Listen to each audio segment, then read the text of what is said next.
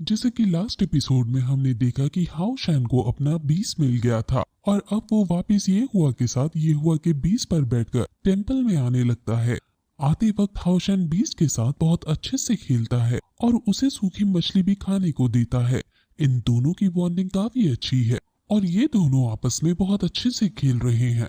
ये हुआ ये देखकर खुश हो जाता है और फिर हाओ शैन से पूछता है कि आखिर तुम्हें पता है क्या कि मैं टैलेंटेड लोगों से क्यों नफरत करता हूँ। हाओ शैन जब मना करता है तो वो उसे अपनी स्टोरी बताता है कि ज़ू सिटी के अंदर हजारों साल बाद मैं एक टैलेंटेड बच्चा पैदा हुआ था।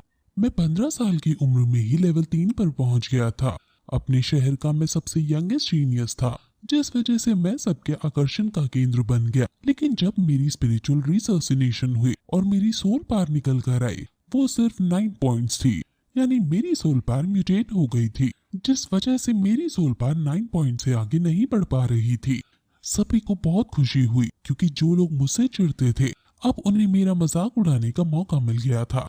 ज़ू सिटी में मुझे इतना हैरेस किया गया कि मुझे शहर छोड़ना पड़ा।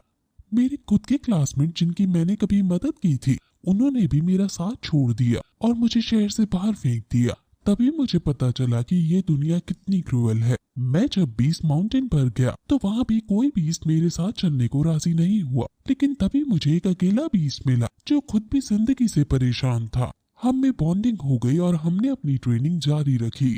हालांकि अपनी स्पिरिचुअल पावर में म्यूटेशन की वजह से मैं एक ताकतवर नाइट नहीं बन सकता था, लेकिन मैंने थ्योरी के अंदर अपने आप को डाला और अलग अलग लड़ाई के पैतरे ढूंढे और रिसर्च की फील्ड में आगे बढ़ा। इसलिए जो तुमने वो सारी ट्रेनिंग देखी थी वो मेरी ही बनाई हुई थी।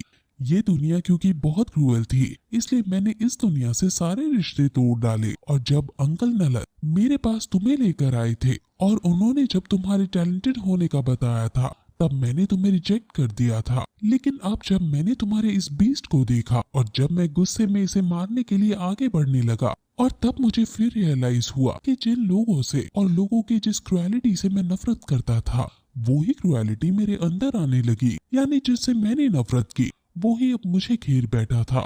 अब क्योंकि तुमने डील को जीत लिया है, इसलिए मैं तुम्हारा टीचर बनने से इनकार नहीं कर सकता। लेकिन क्या तुम ऐसे आदमी को अपना टीचर बनाना चाहते हो जिसकी खुद की सोल पावर सिर्फ 9 पॉइंट्स पर है और मेरी नाइट की लेवल सिर्फ लेवल 5 है। ये सुनकर हाओ शैन हैरान हो जाता है क्योंकि उसके पापा ने एक बार बताया था कि जिस आदमी की सोल पावर 10 पॉइंट से आगे नहीं बढ़ पाती है तो वो सिर्फ लेवल 3 या 4 पर पहुंच पाता है, लेकिन ये हुआ 5 लेवल पर पहुंच गया है। हाओ शैन फिर भी उनको अपना टीचर बनाना चाहता है और वो उनको मास्टर कहकर पुकारता है और अब ये हुआ भी हाओ शैन को अपना डिसाइपल बना देता है। हाओ शैन ये हुआ से कहता है कि आप गलत हो, आप यूजलेस पर्सन नहीं हो। 9 पॉइंट्स होने के बावजूद लेवल 5 का नाइट होना बहुत ज्यादा बड़ी बात है और साथ ही साथ एब्सोल्यूट डिफेंस जैसी टेक्निक को क्रिएट करना अपने आप में एक खास बात है। आप एक सच्चे जीनियस हो। मेरे अकॉर्डिंग आपका हार्डवर्क आपने टैलेंट को 20 कर रखा है।